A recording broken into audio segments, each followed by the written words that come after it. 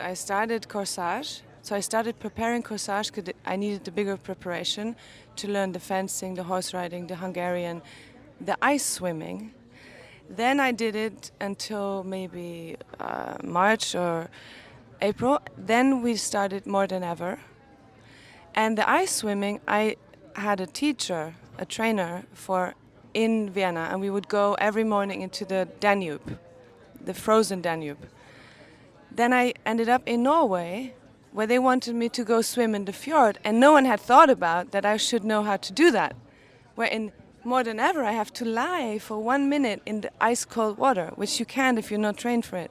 But I was trained because of the other movie, and both movies I could do at the same time because both have strong female stories, both about emancipation, and both women are suffocating.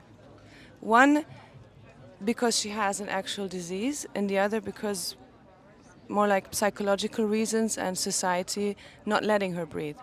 And the Corsage movie opens with a shot where I don't breathe. And in More Than Ever, I don't breathe. And so the way I put it myself, so first I said, I think I cannot do it. I have to say no. And then one day I found a solution. I always write these little notebooks, and then sometimes I have like a, And then one day I was like, oh, actually, I know how to do this. So Sissi, who's about melancholia and suffering from society, who's sad, to me was giving the present of a real disease. I know this sounds very fucked up and weird, but all she wanted was to feel something, to have a real problem, to be facing a real physical boundary, something you can, hit your head on, because it was all in her life. When you're a princess, everything is surreal, everything is not really there, everything is brought to you, but it's all like not real. So to me, More Than Ever was like a holiday or like a fantasy, a dream journey for Sissi almost, where she could live a real woman's life and have a real physical problem. So the idea comes from me because I saw these Romy Schneider movies when I was a little girl, and because in my household it was all about Janis Joplin, and I was not allowed to watch princess movies. It was very exciting when I could go to my neighbor and watch princess movies, which was Sissi.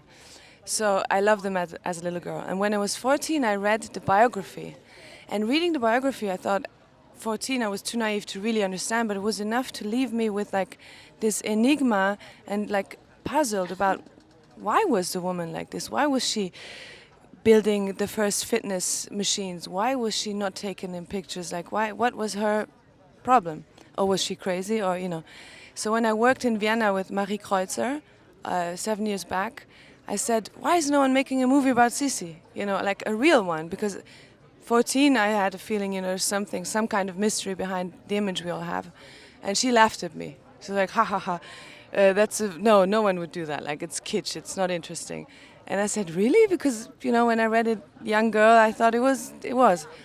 And then nothing, and then 3 years later, that's real woman power, without a word, or without a blah blah, I get a finished script in my post box with a postcard saying, well, I did go to the archive then, and you were right. Yeah.